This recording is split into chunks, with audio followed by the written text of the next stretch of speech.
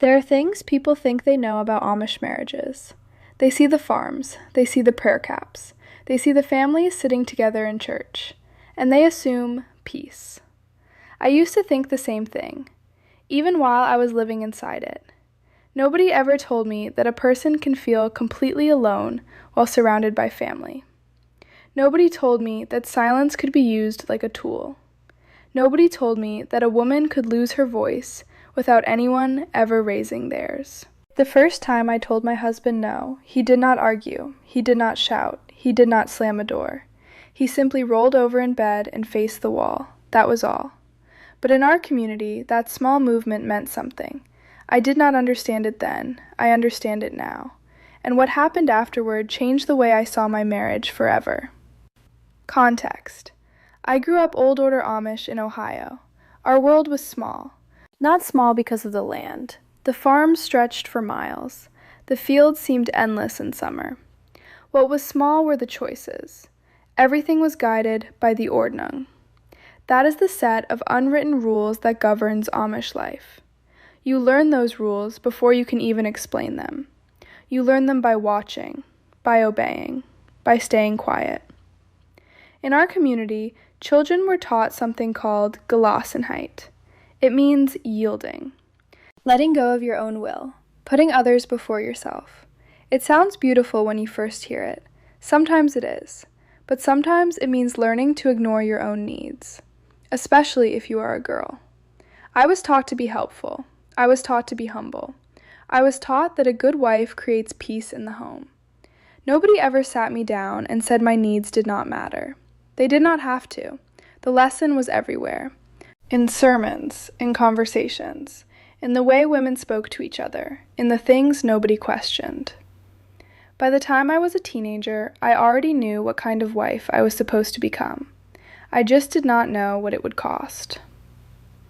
I married when I was 19. That was not unusual. Many girls married around that age. My husband was a good provider. That is what everyone said. He worked hard. He rarely complained. He was respected. When people congratulated me, they spoke as if my future had already been secured, as if a good husband guaranteed a good life.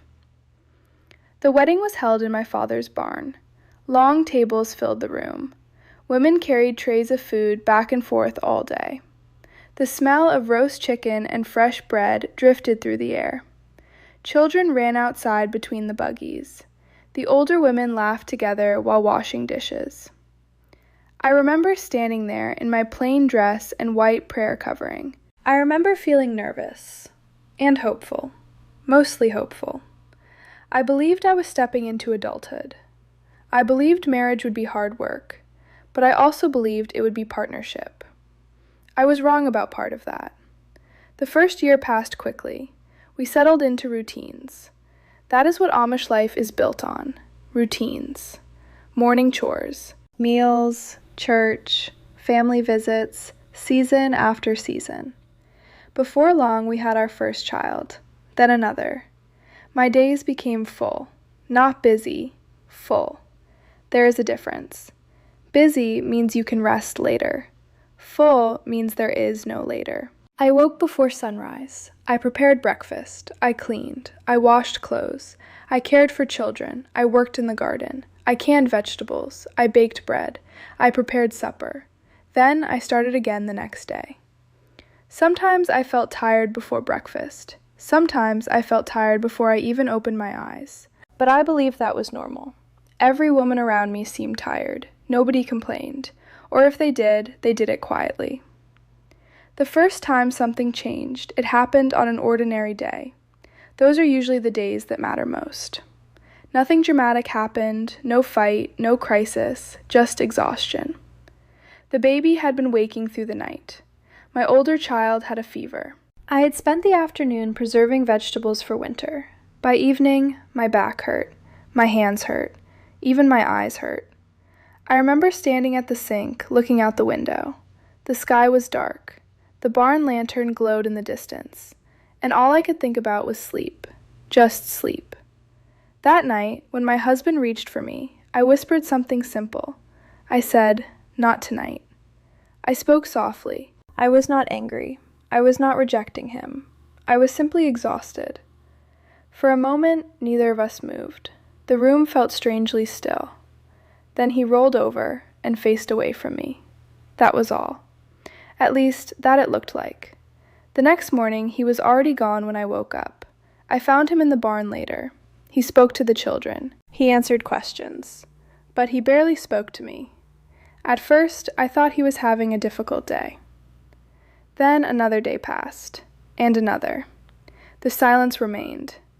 It settled into the house like cold air through a cracked window. You could not see it, but you could feel it. Meals became uncomfortable. Even ordinary conversations felt heavy. I started second-guessing everything. Was he upset? Was I selfish? Had I done something wrong? Nobody said anything directly. That made it worse. Because when nobody explains what is happening, your mind fills the empty space. After several days, my mother visited. She brought bread. That was common. Women often shared food. She sat at my kitchen table while I poured coffee. For a while, we talked about ordinary things. The children, the weather, church. Then she became quiet. I remember the way her fingers rested on the edge of the cup. Finally, she asked if everything was well at home. My stomach tightened immediately. I knew she already suspected something. Maybe someone had told her. Maybe mothers simply know. I told her everything was fine. She nodded. Then she said something I never forgot. She said a wife must be careful not to let coldness into a marriage. Then she stood up, picked up her basket, and left. That was all. No explanation, no questions, just a message. A message delivered so gently that nobody could accuse her of saying anything wrong. But I understood, at least part of it. The community had noticed. The silence in my home was no longer private. That realization frightened me, more than I wanted to admit. Because in Amish life, very little stays private for long. People watch, not out of cruelty, out of habit, out of concern, out of tradition. Whatever the reason, they watch. And once people start noticing a problem, the problem no longer belongs only to you. A few days later, my husband reached for me again. This time, I did not say no. I did not say much of anything. I simply stayed quiet. Afterward, I stared at the ceiling for a long time. The house was dark. The baby slept nearby. The wind moved against the side of the house, and for the first time, I felt something I could not name. It was not fear. Not exactly. It was the feeling that something important had shifted, like discovering a door in your house that had always been there but had never been opened. Once you see it, you cannot pretend it does not exist. I did not know then that this was only the beginning. I did not know that the second time I said no would teach me something much harder, something no one had ever explained, something Amish women often learn in whispers instead of words. And when that lesson finally came, it came from a woman standing beside a table full of bread. What Amish husbands do when a wife says no, Part 2. The woman who finally explained it to me was not family, ... She was not my mother, ... She was not my mother-in-law, ... She was an older Amish woman named Lydia, ... At least, that is what I will call her, ... I met her at a barn raising, ... If you have never seen a barn raising, it is difficult to explain, ... The men work together outside, ... The women work together inside, ... Food is prepared, ... Children run between tables, ... Everyone knows their place. Everyone knows what needs to be done. I was helping arrange bread and pies for the noon meal. The air smelled of fresh lumber and baked goods. Women moved around me carrying trays. Voices filled the room.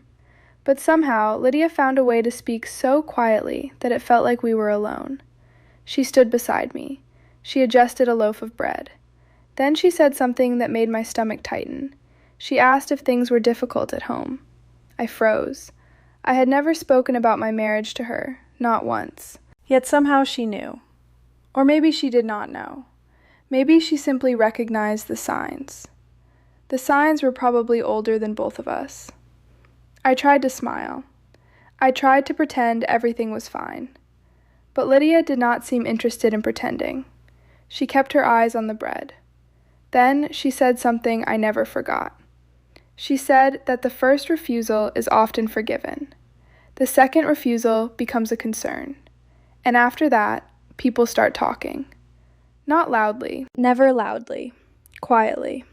That is how things happen in Amish communities. Nobody announces anything. Nobody gathers everyone together. Instead, concern moves from person to person, like water finding cracks in a foundation. By the time you notice it, it has already spread. I remember staring at my hands. I remember feeling embarrassed, ashamed, confused. Mostly confused, because nobody had ever explained these rules, not directly. I had been taught what a wife should do, but nobody had ever explained what happened when she didn't. Lydia finally looked at me, only for a moment. Then she said something that changed the way I saw everything. She said that when a wife becomes known as difficult, the warmth begins to disappear. One piece at a time, not all at once. Never all at once. First, the husband becomes distant. Then relatives become concerned. Then church families become cautious. Nobody says they are punishing you. That is the strange part. Everyone insists they are helping. Everyone insists they are protecting the marriage. Everyone insists they are acting out of love. And maybe they believe that. Maybe many of them truly do. But the result feels the same. You become isolated. You begin questioning yourself. You begin wondering if everyone else is right and you are wrong. That conversation lasted only a few minutes. Then Lydia picked up a tray and walked away. The room became noisy again. The women laughed, children shouted outside. Plates clattered. Life continued. But inside me, something had changed. For the first time, I realized there were rules beneath the rules. Rules nobody wrote down. Rules nobody explained. Rules every woman somehow understood anyway. I went home that evening carrying more than leftovers. I carried knowledge. And knowledge can be heavy, especially when you are not ready for it. Over the next few years, I learned how those unwritten rules worked. I learned to notice small changes, a certain silence, a certain look, a certain conversation that stopped when I entered the room. Nothing dramatic, nothing anyone could point to. That was what made it so powerful. If someone shouts at you, everyone can hear it. If someone strikes you, everyone can see it. But what do you call a punishment that leaves no marks? What do you call pressure that arrives disguised as concern? I did not have words for it then. I only had feelings. And those feelings grew heavier with time. I became very good at reading people. Many Amish women do. You learn to study expressions. You learn to hear what is not being said. You learn to recognize tension before anyone admits it exists. It becomes a survival skill. My husband was not an evil man. I want to say that clearly. People often want simple villains. Life is rarely that simple. He worked hard. He cared for our children. He provided for the family. He followed the example he had been given. The problem was larger than one person. The problem was a system that taught men one thing and women another, a system that rarely allowed either side to question it. In our community, obedience was often treated as proof of goodness. The more you surrendered your own wishes, the more faithful you appeared. At least, that was how it seemed. I believed that for many years. I tried harder. I became quieter. I stopped expressing certain thoughts. I stopped asking certain questions. I convinced myself that peace was the same thing as happiness. It took me a long time to realize they are not the same. A house can be peaceful because everyone is content. A house can also be peaceful because one person has learned not to speak. There is a difference. I did not understand that difference until much later. By then, a small part of me had already begun waking up. Not loudly, not dramatically, just quietly. Like the first light before sunrise, I started noticing things. I noticed how often women apologized. I noticed how rarely they complained. I noticed how many conversations happened in kitchens when men were not around. Conversations filled with exhaustion. Conversations filled with sadness. Conversations that ended the moment someone walked through the door. There are things Amish women say to each other, and there are things they never say. I slowly began hearing the difference. That realization stayed with me, year after year, long after that conversation with Lydia, long after the barn raising ended, long after everyone else had forgotten it happened. Because once you see something clearly, it becomes difficult to unsee. Eventually, that growing awareness became impossible to ignore. I began questioning things I had accepted my entire life. Not out loud, only inside myself. At first, the questions felt dangerous. Then they felt necessary. And those questions eventually led me somewhere I never expected to go. They led me outside. Outside the community. Outside the certainty. Outside the life I had always known. Leaving did not happen overnight. People sometimes imagine a dramatic escape. That was not my story. Leaving happened slowly, one thought at a time, one realization at a time, one difficult choice at a time. And when I finally left, I discovered something unexpected. The outside world had words for experiences I could never describe, words I had never heard growing up, words that explained feelings I had carried for years. For the first time, I understood that what I experienced was not unique. Women from many backgrounds told similar stories, different churches, different cultures, different communities. Yet somehow the feelings sounded familiar. The pressure, the silence, the expectation, the guilt, the fear of disappointing everyone around you. Those things were not uniquely Amish, but the Amish version had its own shape, its own language, its own traditions. Looking back now, I think about Lydia often. She never told me what to do. She never encouraged me to leave. She never tried to start a rebellion. She simply told the truth. And sometimes, truth is the most powerful gift one person can give another, especially inside a place built on silence. Revelation. The secret was never that Amish husbands force their wives. The secret was that many women are taught from childhood that saying no carries consequences. Consequences that may not come from one person. Consequences that may come from an entire system. A wife learns what is expected. A husband learns what is expected. The community learns what is expected. And everyone helps keep those expectations in place. Most of the time, nobody even notices they are doing it. That is what makes it so difficult to see when you are living inside it. Reflection. I am no longer Amish, but I still remember those nights. I still remember the sounds, the creaking floors, the lantern light, the smell of bread cooling on the counter, the feeling of lying awake while the rest of the house slept. I remember wondering whether my thoughts belonged to me. I remember wondering whether I was selfish for wanting things I could not even name.